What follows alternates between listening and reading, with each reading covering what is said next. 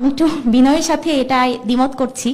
ট্রান্সের ইস্যুটা নিয়ে আপনি কথা বলেছেন, তার আইডেন্টিক্যাল যে টার্মটা সে ব্যবহার করছে, আমরা যদি সোশ্যালি এটাকে রিকগনাইজ করা শুরু করি, আলটিমেটলি এটা আমাদের ফিউচারের জন্য কোন দিকে নিয়ে যাবে সেই বিষয়টা নিয়ে আমি কথা বলতে চাচ্ছি।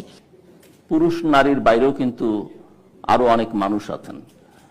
তো একটা আলোচনায় সবাই ছিলাম আমরা সিরিয়াস এর, তো সেখানে দেখলাম যে যাদেরকে আমরা ট্রান্সজেন্ডার বলি বা অন্য লিঙ্গের বলি, তৃতীয় লিঙ্গ বলি, তাদের একজন বক্তব্য যখন দেয়া শুরু করলেন, আরেকজন নারী রাজনৈতিক নেত্রী উঠে দাঁড়িয়ে সেটা সভাটা ত্যাগ করলেন। তার বক্তব্য হচ্ছে যে একজন পুরুষকে নারী সাজিয়ে এনে নারীকে অসম্মান করা হয়েছে। আমি তার রাজনৈতিক পরিচয়টা আমি বললাম না। সংকটটা এই জায়গায় আসলে আমরা কাউকে আসলে মানুষ হিসেবে বিবেচনা করি না, এই যে আলাদা করে নারী হিসেবে ভাবা, পুরুষ হিসেবে ভাবা, অন্য লিঙ্গের হিসেবে ভাবা, মানুষ হিসেবে আমাদের ভাবতে হবে। আমি একটু বিনয়ের সাথে এটা দ্বিমত করছি। ট্রান্সের ইস্যুটা নিয়ে আপনি কথা বলেছেন। অ্যাজ এ ডক্টর আমার কাছে মনে হয় যে মেল অ্যান্ড ফিমেল বায়োলজিক্স, এটা নিয়ে আমি ইন ডিটেইল পড়াশোনা করেছি। আমি অহংকার জায়গা থেকে ডেফিনেটলি বলছি না, কিন্তু আমি আমার একাডেমিয়ার জায়গা থেকে বলতে পারি। অ্যাকর্ডিং টু WHO ICD-11, এখানে trans, third gender, intersex and gender dysphoria চারটা টার্ম আলাদা, অ্যান্ড মেল ফিমেল আলাদা।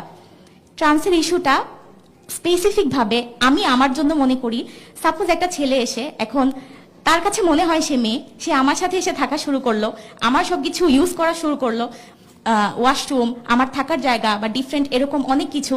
বিভিন্ন হোস্টেলে আমরা যখন প্রায় অলমোস্ট 1 ইয়ার অ্যাগো এই বিষয়টা নিয়ে কথাবার্তা বলা শুরু হয়েছে, তখন অনেকগুলো জায়গায় এই জিনিসগুলো হাইলাইট হয়েছে এবং এই রিলেটেড কথাবার্তা এসেছে।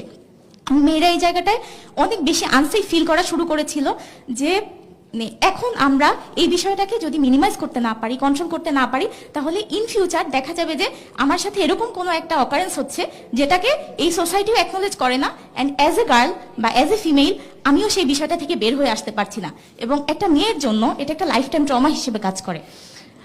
এবং আমি খুবই খুশি হব যদি নেক্সট আমরা এই ধরনের কোনো ডিসকাশনে এই বিষয়গুলো নিয়ে আরো অনেক আলাপ আলোচনা করার সুযোগ পাই, কথা বলার সুযোগ পাই।